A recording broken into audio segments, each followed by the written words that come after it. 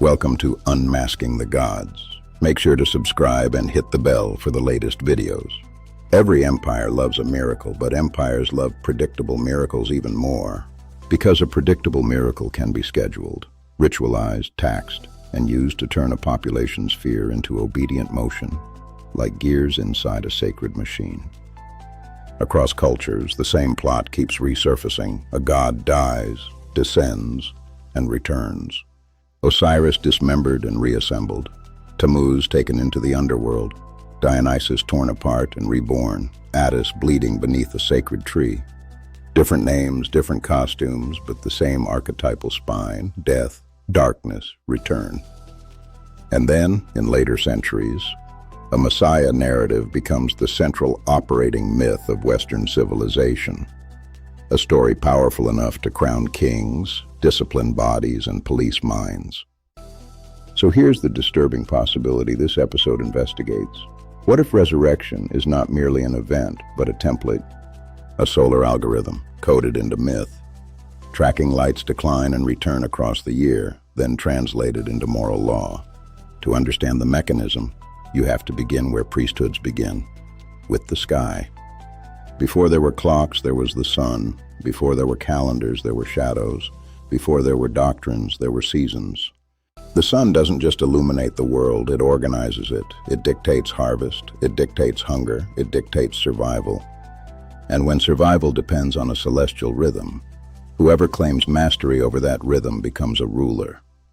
Watch what happens every year. Light weakens, days shorten, cold advances, crops fail, animals die, illness spreads. The horizon feels like a closing fist. To a modern mind, winter is inconvenient. To an ancient mind, winter is existential. So the people look upward and ask the oldest question in history: is the light abandoning us? And right there, inside that communal anxiety, a priesthood steps forward. Not merely as spiritual guides, but as interpreters of cosmic threat. They speak with the authority of the heavens.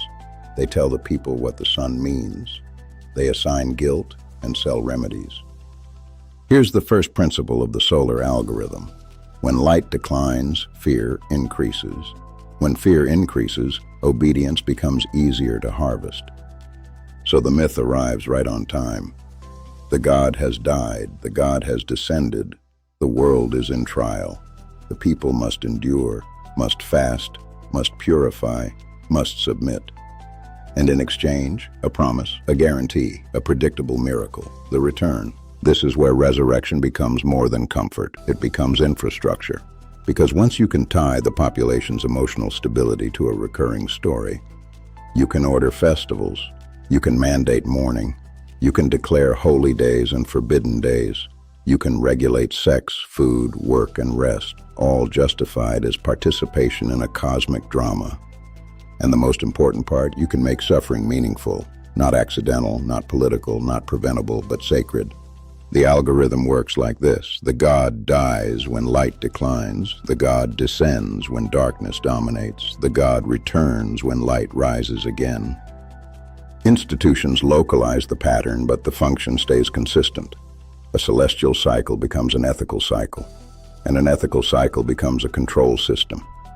Now consider how useful this is for empire. Empires have a problem. People notice injustice.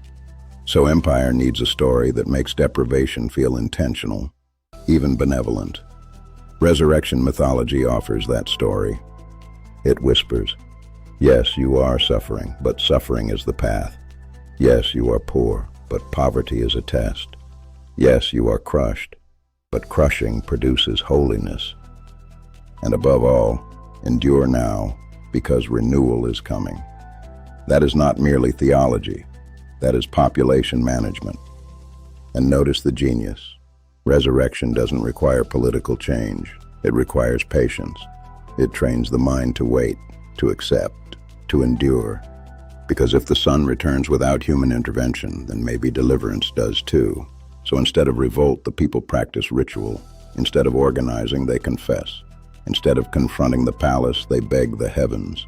The story turns energy upward, away from the human systems actually causing suffering.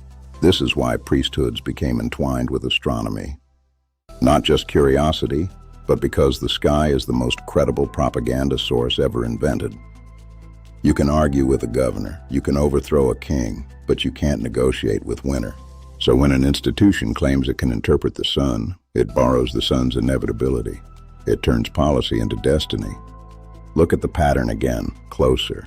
The descent phase is always heavy with rules, purity, restrictions, sacrifice, a tightening of behavior. Because darkness is when authority consolidates. Then the return phase arrives, celebration, feasting, relief, a release valve. And the population associates that relief with the institution's mediation. Give us your offerings, and we will restore order. Not always as an explicit threat, but as a sacred equation people internalize. That equation is the algorithm, and once the algorithm is installed in the psyche, it scales. It doesn't stay seasonal. It becomes personal. Your depression becomes a dark night that proves you're chosen. Your poverty becomes refinement. Your obedience becomes faith. And if you question the structure, you're told you lack virtue because you refuse the necessary descent before the return. This is how cosmic narrative becomes psychological training. Now we arrive at the empire's favorite feature. Resurrection mythology manufactures legitimacy. Throne and altar reinforce each other, a monolithic alliance. Resurrection, the promise of inevitable restoration, becomes the emotional glue, because the people can be told, yes, this age is corrupt, but the next age is coming. Yes, rulers fail, but heaven will fix it. So the public learns to tolerate abuse as a temporary season, even when the season lasts their entire lives. And here is the final twist.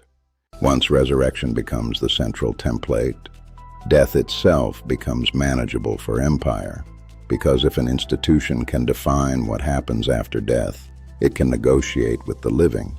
Obey now, and you will live later. Submit now, and you will rise later. Accept injustice now, because justice is postponed to the next world. A theology strong enough to make chains feel like purpose. So when you hear the story, the dying God, the descent, the return, don't only ask, is it true? Ask the more dangerous question, what does it do? Who benefits when suffering is framed as sacred? Who gains power when the sun's return is used as proof that submission will be rewarded? Who becomes untouchable when cosmic cycles are turned into moral commands? Because every empire loves a miracle. But empires love predictable miracles even more. And resurrection, when coded as an algorithm, is the most predictable miracle ever sold.